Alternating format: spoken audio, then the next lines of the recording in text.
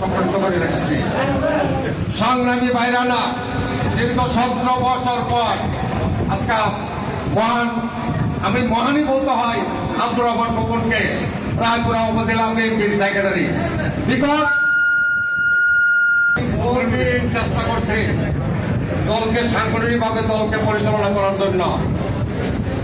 আমি আজকে যে নেতৃত্বে আজকের সকল নেতৃবৃন্দ, থানা, আইমন, ইউনিয়ন, অঙ্গ দল, সকল নেতৃবৃন্দরা একটাই অভিযোগ, সে পলিটিক্যাল লোক না। আপনারা জানেন ইঞ্জিনিয়ার আশরাফ, আপনারা অনেকে নাম করতে বই পান। আমি জামান পৃথিবী একমাত্র আল্লাহকে ছাড়া, পৃথিবীতে বই নিয়ে আমি জন্ম নেই। আমি পৃথিবীতে চলে আসছে, আমি আবার পৃথিবী থেকে চলে যাব, এটাই বাস্তবতা। সংগ্রামী ভাইরা আমার, আপনাদের মিডিয়ার মাধ্যমে আমার দল এবং আমাদের দলের নীতি নির্ধারক সকলকে অবগত করতে চাচ্ছি। আজকে সকল নেতৃবৃন্দকে দলের গণতন্ত্র মোতাবেক যদি দলকে নমিনেশন দিতে হয়, তাহলে রায়পুরা উপজেলা নেতৃবৃন্দ এবং ইউনিয়ন নেতৃবৃন্দকে তাদের এই যে আজকের মিটিংটা ছিল ঐতিহ্য সভা, তাদের মাধ্যমে নমিনেশন বিগত দিনে দেওয়া হয়েছে। আমি তার থেকে বেশি বর্তমানে আমাদের ভারপ্রাপ্ত চেয়ারপারসন তারেক জিয়া, সে কিন্তু তারেক রহমান, সে কিন্তু আরো বিচক্ষণ ব্যক্তি। আমি আশা রাখি আপনারা সকল নেতৃবৃন্দকে দোয়া করবেন। যদি পৃথিবীতে কেউ রাজনীতিভাবে প্রবাসে থাকে নিবল পৃথিবী পায়, সেটা আমাদের নেতা, মহান নেতা জনাব তারেক পাবেন, এই আশা ব্যক্ত রাখি। সংগ্রামী ভাইরা আমার, আমি ইঞ্জিনিয়ারিং নিয়ে অনেকে অনেক কথা বলে গেছেন, আমি এখনো আমার দেখার সময় আছে, আমি এখনো বলবো না। আমি বক্তব্যের বিশ্বাসী না, আমি এসে কাজের বিশ্বাস। আমি দেখবো, তারপরে তো আমার অ্যাকশন দেখবেন। আরেকটা বিষয় আপনাদের মাধ্যমে আমি সকল নেতৃবৃন্দকে আমি বলি, ইঞ্জিনিয়ার আশরাফ, সে ডিপ্লোমা ইঞ্জিনিয়ার, বুঝছেন? আজকে আমার দুটা সন্তান, আজকে আপনাদের তো আমার দুটা সন্তান আমার ঘরে নর্থ থেকে 20 ইঞ্জিনিয়ার পাস করে এমবিকে এমএস করে সফটওয়্যার ইঞ্জিনিয়ারের উপরে ডক্টরেট ডিগ্রি নিয়েছেন। আজকে আপনাদের দোয়া আমার সততার কারণে, সংগ্রামী ভাইরা আমার, নিজের বক্তব্য দিতে নেই, তাও দুঃখের সঙ্গে বলতে হয়। এই যে রেজভি আহমেদ, আপনারা জানেন আমাদের দলের সিনিয়র যুগ্ম মহাসচিব, এই রেজভি আহমেদ সাহেব যখন দলের স্বেচ্ছাসেবক দলের সভাপতি ছিলেন, ফজলুল মিলন তখন দলের সাধারণ সম্পাদক ছিলেন।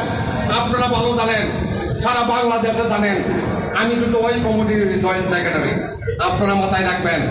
তখন আমি ঢাকা মহানগরীয়, তুমি ঢাকারও আমি সাংগঠনিক সম্পাদক।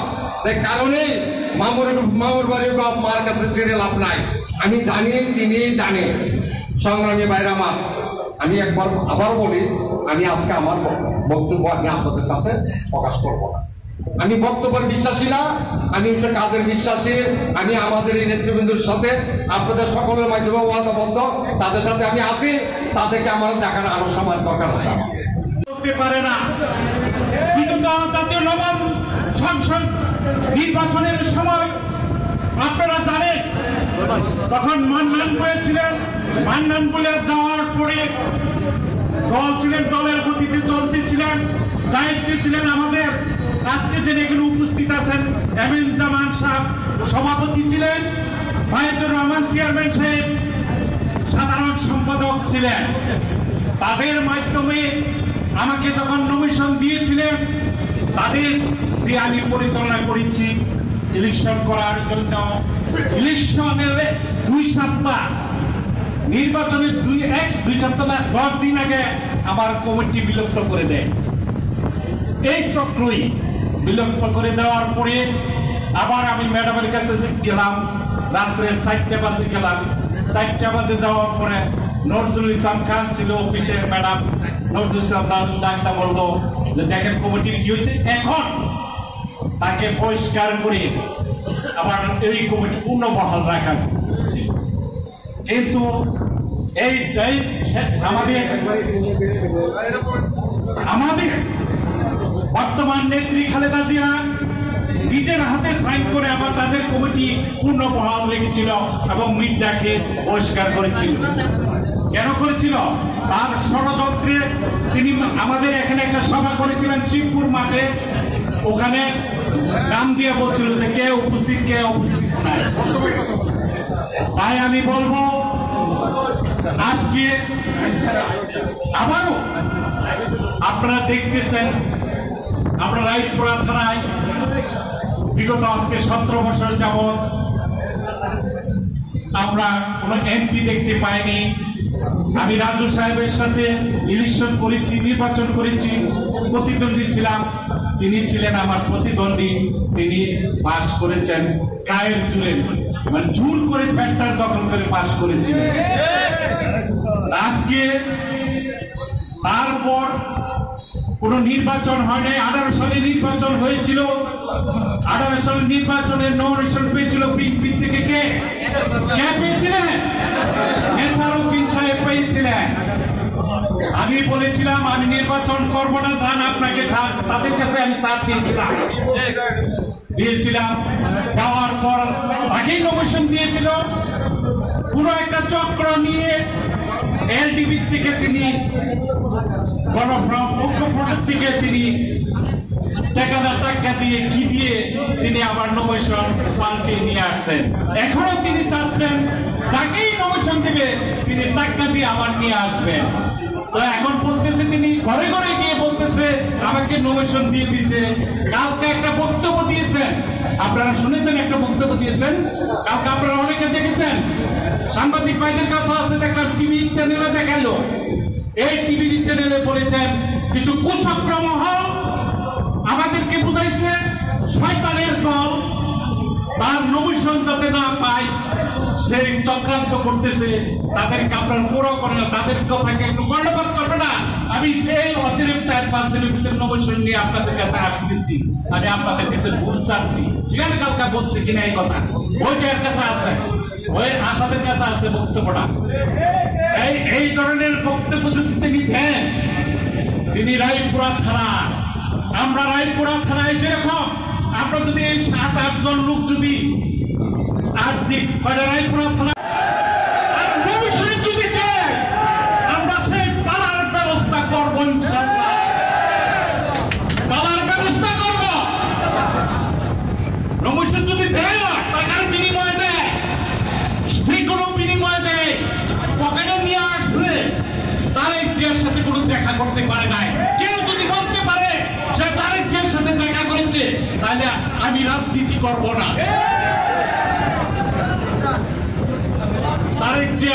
তারেক জিয়ার নাম বাঙায়া, রেসবিন নাম বাঙায়া আজকে এই দলটাকে রায়পুরা দলকে কলুষিত করেছে। তাই আমি বলবো আমাদের সিনিয়র নেতৃবৃন্দদেরকে, আসেন আমরা ঐক্যবদ্ধভাবে আপনাদের রায়পুরা থানার নেতৃবৃন্দের দাবিতে আমরা যেরকম নবম জাতীয় সংসদ নির্বাচনে আমাকে রেজুলেশন করে দিয়েছিলেন, ওই রেজুলেশনের ব্যবস্থা করেন এবং ঢাকা গিয়ে বলতে হবে রায়পুরা থানার নেতাকর্মী, তৃণমূল নেতাকর্মীর রেজুলেশনের মাধ্যমে নির্বাচন করা হবে, নির্বাচন দেওয়া হবে। তাদের শেষে প্রতিজ্ঞা পাবে, এখন পাবে তাকে দিবে, তাকে আপনারা প্রতিহত করতে রাজি আছেন? যদি প্রতিহত না করতে পারেন তাহলে আপনার রাজনীতি এখানে করা যাবে না। বর্তমানে প্রেক্ষাপটে তার বক্তব্য আপনারা শুনেছেন, যদি নমিনেশন পায় তাদেরকে আমাদেরকে বলে আগে প্রতিহত করবে, নির্বাচন করবে, কখন প্রতিহিংসার রাজনীতি করবে। এখনই বলে সন্ত্রাসী বাহিনী নিয়ে চলে, এই সন্ত্রাসীদেরকে বাংলার মাটির থেকে শুধু না রায়পুরের থেকে বিদায় করতে হবে। সন্ত্রাসীর মদত দাদা আওয়ামী লীগের মদত দাদা সে। আওয়ামী লীগ কালকে একটা অফিস উদ্বোধন করেছে আওয়ামী লীগের, গরিবপুরা গিয়া, গরিবপুরার লোক কোথায় আছে এখানে? তাদেরকে আমি বলতে চাই, তারা হাততালি দিয়েছে যখন বলছে শয়তানের দল আমরা বলে। আমরা যদি শয়তানের দল হয়ে থাকে, ইনশাআল্লাহ আজকে শয়তানের রূপ ধরব এবং শয়তান ভূতকে ফিরাইতে হয়। এই শয়তানের দলে এই ভূত ফিরাইতে হবে, জিন ফিরাইতে হবে। আর এই ভুয়া রাজনীতি, তার শরীরে ভুয়া, তার মেয়েদের আলাদা চুল লাগায়া ভুয়া মানুষকে সাথে পাই দিতে হবে, কারণ আসল রূপ জনগণের কাছে তুলে ধরতে হবে। আসল রূপ জনগণের কাছে। আমাদের 4 থেকে 5,000 নেতা কর্মী গুম খুনের শিকার হয়েছেন। শেষ পর্যায়ে জুলাই আগস্ট আন্দোলনে সারা বাংলাদেশে 1,500 ছাত্র জনতার জীবন আত্মহতি দিয়েছেন এবং 6,000 ছাত্র জনতার অঙ্গহানি হয়েছে। অনেক রক্তের বিনিময়ে, অনেক শহীদের বিনিময়ে আমরা একটি প্রাথমিক বিজয় অর্জন করতে পেরেছি। খুনি ফ্যাসিস্ট সরকার, ভুট্টো সরকার হেলিকপ্টার যুগে ইন্ডিয়া পালিয়ে গেছেন। বাচ্চা শিশুরা স্লোগান দিত, চশমাওয়ালা বুবু যান, নৌকলে ভারত যান। আল্লাহর কি রহমত, আল্লাহর কি দয়া, আল্লাহর কি মেহরবানি, উনি নৌকালে নয়, হেলিকপ্টার যুগে দ্রুত বেগে ইন্ডিয়া চলে গেছেন। পালিয়ে যায় কারা? যারা ভোটচোর, যারা দুর্নীতিবাজ, যারা জুলুমবাজ, যারা চাঁদাবাদী, তারা চালিয়ে যায়। আমাদের আদর্শের নেত্রী কিন্তু 80 বছর বয়সে 5 বছর জেল কেটেছেন, অন্যায়ের সাথে আপোষ করেন নাই। যাক, আমাদের প্রাথমিক বিজয় অর্জিত হয়েছে, চূড়ান্ত বিজয় বাকি আছে। এখন অনেক ষড়যন্ত্র হয়েছে। তারেক রহমান বলেছেন আমাদের দৃশ্যমান প্রতিপক্ষ পরাজিত হয়েছে, অদৃশ্যমান প্রতিপক্ষ ষড়যন্ত্রে লিপ্ত রয়েছেন। এখন আমাদের প্রধান কাজ হলো এই আন্দোলন সংগ্রাম করতে গিয়ে এই খুনি ফ্যাসিস্ট সরকার কর্তৃক সবচেয়ে নির্যাতিত পরিবার জিয়া পরিবার, আমাদের এখন প্রধান কাজ হলো দেশ নায়ক তারেক রহমানকে বীরের বেশে বাংলাদেশে ফিরিয়ে আনা।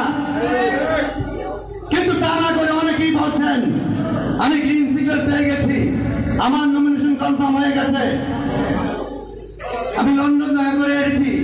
এসব জানাই পালাই বাদ দেন।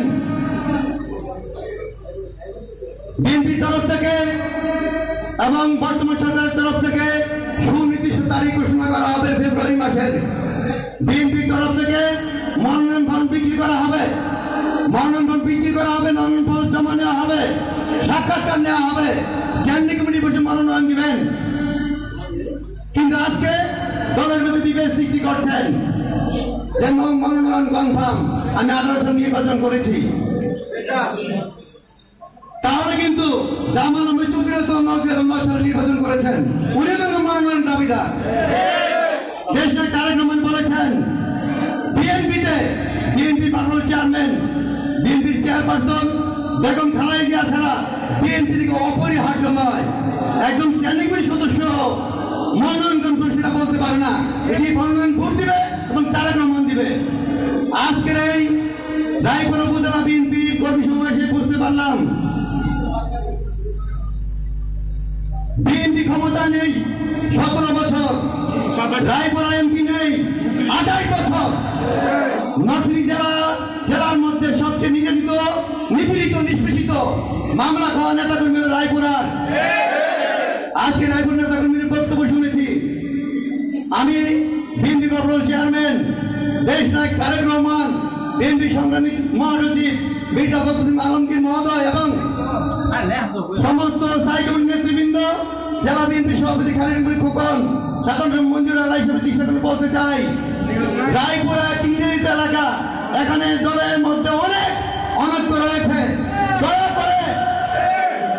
করে তারপর গ্রিন সিগন্যাল দিয়ে রায়পুরার নেতাকর্মীরা বিক্ষিপ্ত হয়েছে। যদি রায়পুরা বিএনপি এবং রায়পুরার কোনো পরিবেশের অবনতি ঘটে তাহলে দায়িত্ব আপনাদের নিতে হবে।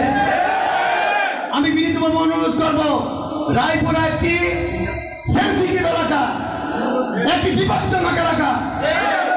শুধু হিউসেলের মাধ্যমে কাউকে পাঠিয়ে দিবেন, যদি কোনো অঘটন ঘটে দায়িত্ব আপনাদের নিতে হবে। আমি সুস্পষ্ট ভাষায় বলতে চাই, রায়পুরার যিনি বলছেন মনোনয়ন কনফার্ম, আজকে রায়পুরা বিএনপিকে বিজেপি বিভক্ত করে রেখেছেন। আমি বলবো রায়পুরার মনোনয়ন অনেক চিন্তা ভাবনা বিচার বিশ্লেষণ করে দিতে হবে।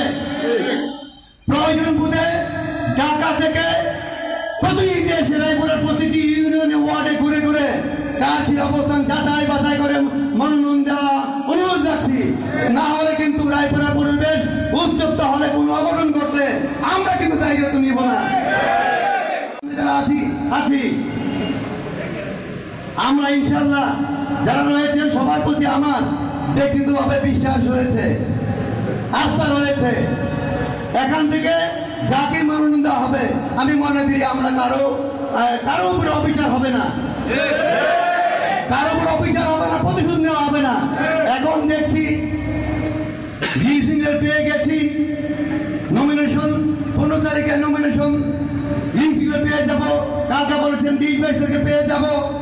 আমি বলতে চাই আপনি তো নীতি নির্ধারক না, দলের মনোনয়ন দিবে স্থায়ী কমিটি তারেক রহমান।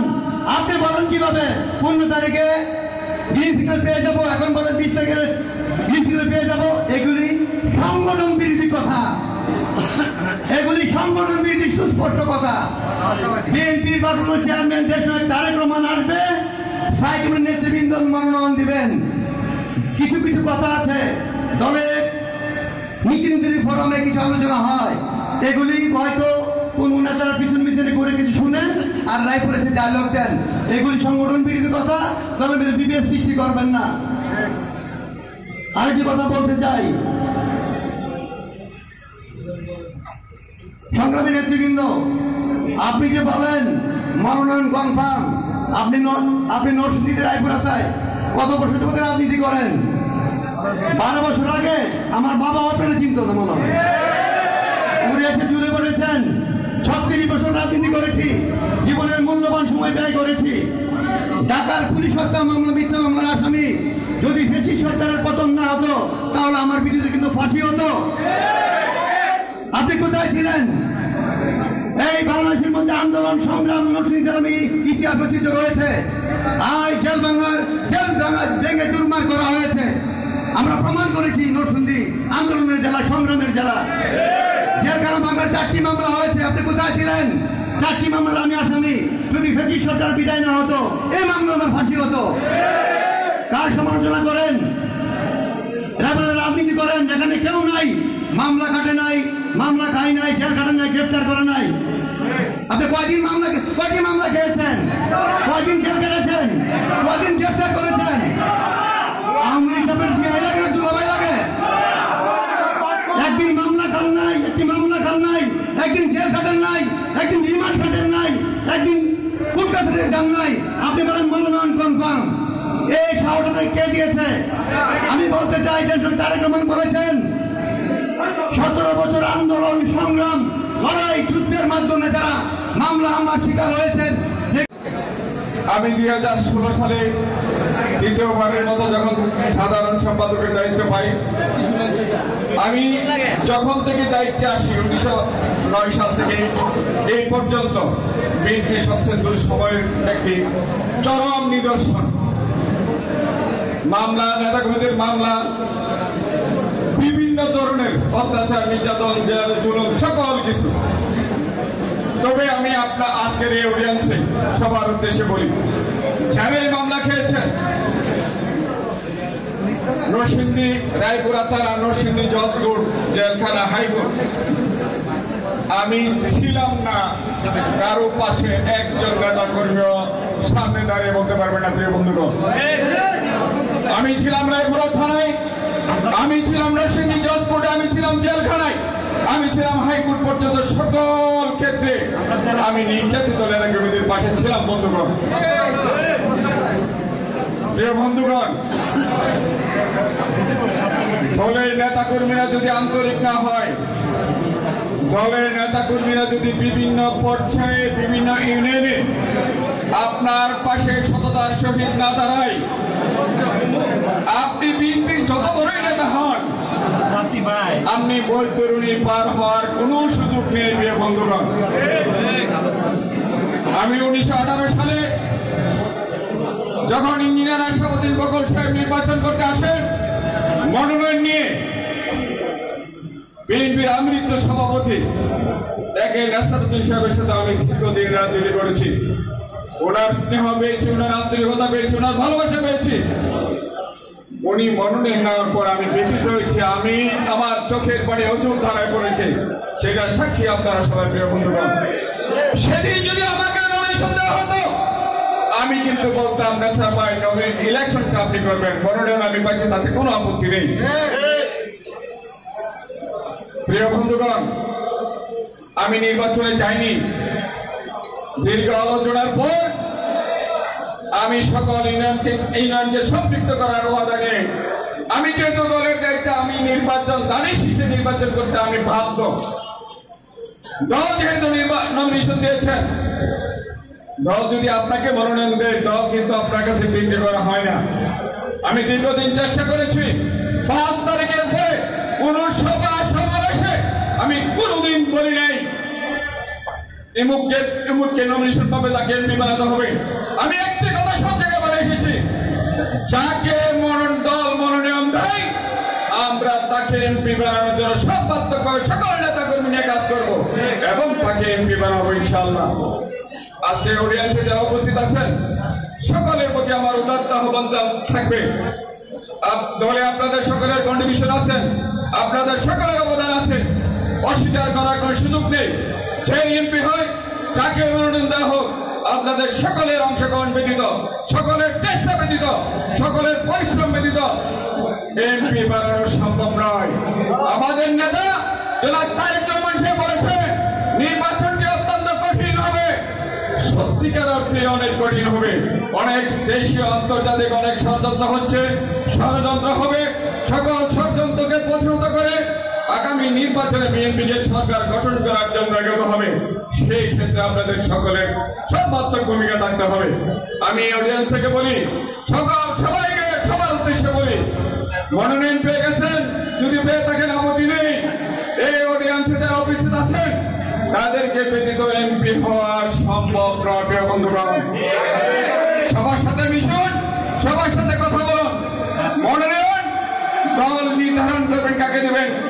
একটি কথা বারবার বলছেন, যার ত্যাগ আছে, যার শ্রম আছে, যার পরিশ্রম আছে, যে পরীক্ষিত, তাকেই কিন্তু মনোনয়ন দেওয়া হবে। এটা আমাদের দলের একটি চেয়ারম্যান তারেক রহমানের বক্তব্য। আমরা সকলে সেই বক্তব্যের সাথে একমত, আমরা সবাই এই বক্তব্যের সাথে একমত। কিন্তু কথা হলো, আগেই হাড়ি ভাঙার চেষ্টা করবেন না, তাহলে সে হাড়িতে পানি রাখার সুযোগ পাবেন না। প্রথমে সাংবাদিক ভাইদের উদ্দেশ্যে বলছি যে আজকে আমরা এখানে উপস্থিত হয়েছি, প্রত্যেকে আমরা বাংলাদেশ জাতীয়তাবাদী দলের কর্মী, আমরা দেশনেত্রী বেগম খালেদা জিয়ার কর্মী, আমরা দেশনায়ক জনাব তারেক রহমানের কর্মী। আমাদের এখানে কেউ প্রধান অতিথি নাই, কেউ কোনো বিশেষণে বিশেষিত না, আমরা প্রত্যেকে এই জায়গায় কর্মী। আরেকটা পরিচয়, আমরা রায়পুরার সন্তান। আর আমি আসলে লম্বা সময় বক্তব্য করবো না, কারণ এখানে যারা উপস্থিত আছেন তারা এদের বয়স, মানে রাজনীতির বয়স আমার বয়সের চেয়ে বেশি। আমার যা বয়স তার চেয়ে বেশি তাদের রাজনীতির বয়স। অতএব তারা অবশ্যই আমার চেয়ে অনেক বেশি রাজনীতি বুঝেন, জানেন। এজন্য আমি কোনো রাজনৈতিক বক্তব্য দীর্ঘায়িত করবো না। তারপরে কিছু বিষয় আমি আপনাদেরকে সংবাদ মাধ্যম সহ সকলের উদ্দেশ্যে বলছি। সেটি হচ্ছে বাংলাদেশ জাতীয়তাবাদী দল। আমার পূর্বে বিদ্যুৎ ভাই বলেছেন যে পার্টি মনোনয়নের যখন তফসিল ঘোষণা হবে, মনোনয়ন ফর্ম বিক্রি করবে, আমাদের পার্টির উচ্চ পর্যায়ের নেতৃবৃন্দ দিয়ে মনোনয়ন বোর্ড গঠন হবে। দেশনায়ক জনাব তারেক রহমান মাঠে খবর দিবেন, মাঠ পর্যায়ের পরিস্থিতি জানবেন, সংগঠনের নেতা কর্মীদের সাথে কথা বলবেন, দেন একটা মনোনয়নের বিষয়। হ্যাঁ, অবশ্যই মনোনয়ন প্রক্রিয়া নিয়ে এখনো কাজ হচ্ছে, কিন্তু মনোনয়ন হয়ে গেছে, মনোনয়ন ড্রয়ারে ঢুকাই রাখছি, বিষয়টা এরকম না। আরেকটা কথা চমৎকার বলেছেন বিদ্যুৎ ভাই, সেটা হচ্ছে এটা বাংলাদেশ জাতীয়তাবাদী দল, শহীদ প্রেসিডেন্ট জিয়াউর রহমানের দল। এখানে দেশনেত্রী বেগম খালেদা জিয়া, আমাদের আগামী রাষ্ট্রনায়ক দেশনায়ক জনাব তারেক রহমান ব্যতীত কেউ আমরা অপরিহার্য কেউ না, আমরা কেউ অপরিহার্য না। তো এখানে মনোনয়ন, সংগঠন, এগুলো দলের হাইকমান্ড, দলের নেতৃত্ব বিবেচনা করবে, কিন্তু মাঠ পর্যায়ে জনগণকে বিভ্রান্ত করা, নেতা কর্মীকে বিভ্রান্ত করা, এটা মনে হয় ঠিক হবে না, এটা মনে হয় ঠিক হচ্ছে না। তো আমার রাজনৈতিক জীবনে আমি কখনো কারো বিরুদ্ধে কোনো বক্তব্য দেইনি, আজকেও দেব না, কিন্তু আপনাদের উদ্দেশ্যে কিছু কথা, কিছু বিষয় আপনাদের জানা থাকা জরুরি। মনোনয়নের বিষয় এখনো কনফার্ম হয়নি। আর আপনারা যারা ইউনিয়নের নেতৃবৃন্দ আছেন, আজকে যারা এখানে ইউনিয়নের নেতৃবৃন্দ আছেন, আপনারা জানেন আমার নেতা দেশনায়ক জনাব তারেক রহমান কতটুকু তৃণমূলকে গুরুত্ব দেন, মাঠ পর্যায়ের নেতৃবৃন্দদেরকে কতটুকু গুরুত্ব দেন। কারণ আপনারাই তো কিছুদিন পূর্বে নরসিংদী জেলা কমিটি গঠন করেছিলেন।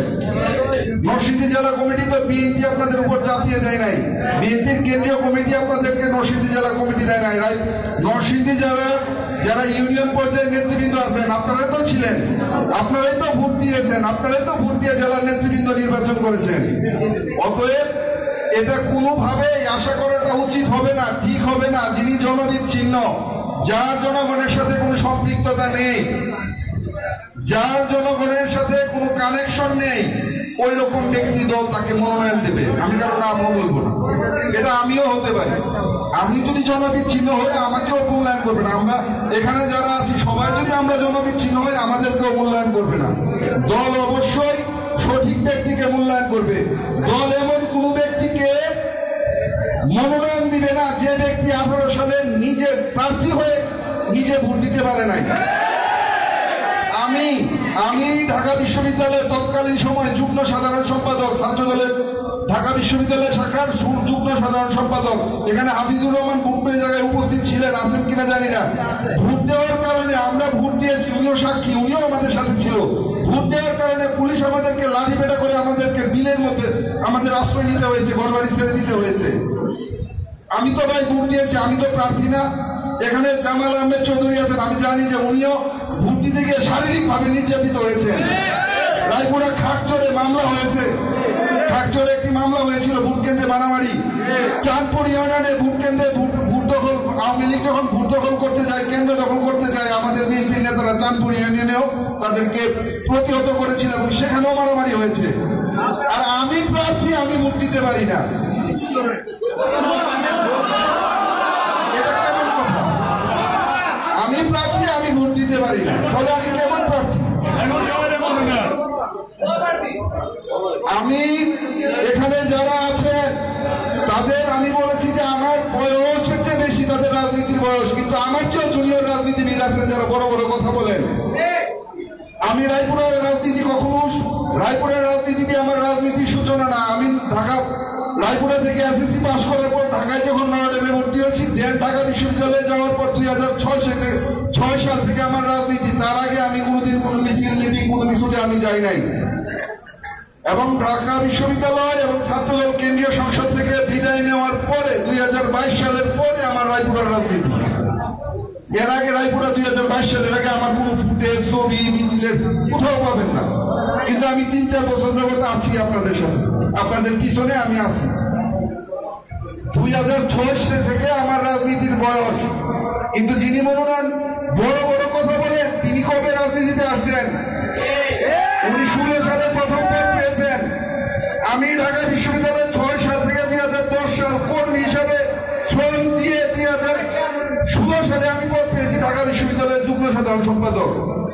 আর উনি যে বড় বড় কথা বলেন, ওনার পূর্বের পদ কি? উনি কোন ইউনিটে রাজনীতি করেছেন, কোথায় রাজনীতি করেছেন? অতএব বিভ্রান্ত হওয়া যাবে না, বিভ্রান্ত হওয়া যাবে না। আর বিএনপি কোন মনোনয়ন চাপিয়ে দেবে না। এদেশের জনগণ, রায়পুরার জনগণ, রায়পুরার নেতৃবৃন্দ যেরকম নেতৃত্ব প্রত্যাশা করেন, বিএনপি অবশ্যই ওই রকম ব্যক্তিকে মনোনয়ন দেবে। বিভ্রান্ত হওয়ার কোনো সুযোগ নাই। আর আজকের এই সভাটি হচ্ছে 31 দফা। এই 31 দফা কিন্তু আজকে ঘোষণা হয়নি। আজকে তো অনেক দল 31 দফা নিয়ে সলা পরামর্শ করছে, ঐক্যমত কমিশন করছে। এই 31 দফা তখন ঘোষণা হয়েছিল 2023 সালে 13 জুলাই। তার আগে ছিল এটা 27 দফা, এখন এটা 31 দফা। বিভিন্ন রাজনৈতিক দলের সাথে পরামর্শ করে এটা 31 দফা হয়েছে। এই 31 দফায় রুয়েল ভাই বলেছেন এটা আমাদের গণতন্ত্রের সনদ, অর্থনীতির সনদ, মানুষের মুক্তির সনদ, ন্যায় বিচারের সনদ। সেই 31 দফার প্রথম দফাতে কিন্তু সংবিধান সংস্কার বা প্রয়োজনীয় সংস্কারের কথা বলা হয়েছে। দ্বিতীয় কথায় বলা হয়েছে জাতীয় ঐক্যের কথা। 31 দফার দ্বিতীয় বক্তব্যটা হচ্ছে সবার মধ্যে একটা ঐক্যমত থাকতে হবে। আজকে আমি একটি রাজনৈতিক দল কর্মী হয়ে আমি যদি বিভ্রান্তিমূলক বক্তব্য দিয়ে জনগণকে বিভ্রান্ত করি, তাহলে তো ভাই 31 দফার সাথে আমার আচরণ মিলল না। 31 দফার কথা হচ্ছে সবাই সম্মিলিতভাবে থাকবো আমরা, আমাদের ব্যক্তিগত প্রতিযোগিতা থাকবে, বিশ্বাস থাকবে, সকল কিছুই থাকবে, কিন্তু আমরা সবাই একসাথে থাকবো, দলের সাথে, দেশের সাথে। কিন্তু আমরা দেখছি কি বিভ্রান্তিমূলক বক্তব্য দিয়ে জনগণকেও বিভ্রান্ত করা হচ্ছে, সংগঠনের নেতা কর্মীদেরকেও বিভ্রান্ত করা হচ্ছে। তো আমি তাদের প্রতি উদাত্ত আহ্বান জানাবো যে আপনারা এরকম গর্হিত কাজ থেকে বিরত থাকুন, আমরা সবাই ঐক্যবদ্ধ থাকি। ঐক্যবদ্ধ থাকলে আমরা ধানের শীষ প্রতীককে বিজয়ী করতে পারবো। প্রিয় উপস্থিতি, এদেশে নির্যাতিত জিয়া পরিবারের চেয়ে বেশি কেউ নির্যাতিত হয়নি। দেশনেত্রী বেগম খালেদা জিয়া নির্জন কারাবাস করেছেন, যেটা পৃথিবীর ইতিহাসে একটা বিরল ঘটনা, একটা অসাংবিধানিক ঘটনা, অমানবিক ঘটনা, নির্জন কারাবাস। 111 সরকার আমার নেতা দেশনেত্রী জনাব তারেক রহমানকে শারীরিকভাবে লাঞ্ছিত করেছেন, তার উপর শারীরিকভাবে নির্যাতন করেছেন এবং মামলার কারণে উনি দেশ ছাড়তে হয়েছে এবং এখনো তিনি দেশে আছেন, বিদেশে আছেন। তো দেশের বাইরে আছেন, উনি আমাদের সাথে আসতে পারছেন নাই, 17 বছর মিশতে পারেন নাই, মামলার পর মামলা, রায়ের পর রায়, মিথ্যা মামলা। দেশ নাই জনাব তারেক রহমানের যে নির্যাতিত মানুষ আমরা কেউ না। অতএব দলের নেতৃবৃন্দ, আমাদের হাইকমান্ড, তারা নিজেরাই আমাদের চেয়ে বেশি নির্যাতিত। অতএব আমাদের আতঙ্কিত হওয়ার কিছু নাই, কারণ যারা নির্যাতিত তারা জানে মজলুমের কষ্ট, যারা নির্যাতিত তারা অবশ্যই মজলুমের পক্ষে থাকবে। ওই একদিন মামলা হলো না আমার নামে, একটা মামলাও নাই, ধরাও খেলাম না কোথাও, এভাবেই চললো। আরে ভাই, রাজনীতিতে এত সহজ না। রাজনীতি যদি এত সহজ হতো তো এফডিসিসিআই চেম্বার হইতো পার্লামেন্ট। রাজনীতি এত সহজ না। তো সবার উদ্দেশ্যে লম্বা সময়ের বক্তব্য দিব না, ধৈর্য সহকারে আমার কথা শোনার জন্য সকলকে ধন্যবাদ জানাচ্ছি এবং আবারও বলছি আপনারা বিভ্রান্ত হবেন না। আমাদের দল মনোনয়ন ঘোষণা করবে সঠিকভাবে, সঠিক ডেট থেকে ঘোষণা করবে মনোনয়ন, এবং তাকে নিয়ে আমরা ঐক্যবদ্ধভাবে নির্বাচন করব এবং দেশনেত্রী বেগম খালেদা জিয়ার প্রতীক, আমাদের নেতা দেশনায়ক জনাব তারেক রহমানের প্রতীক, এদেশের জনগণের প্রতীক, শহীদ প্রেসিডেন্ট জিয়াউর রহমানের প্রতীক, মৌলানা ভাসানীর প্রতীক ধানের শীষকে আমরা বিজয়ী করব এবং দীর্ঘদিনের আমাদের রায়পুরাবাসীর যে আকাঙ্ক্ষা যে আমরা একটা বিএনপির এমপি বানাতে পারি না, ইনশাল্লাহ এবার আমরা সেটি পূরণ করব, সে আশাবাদ ব্যক্ত করে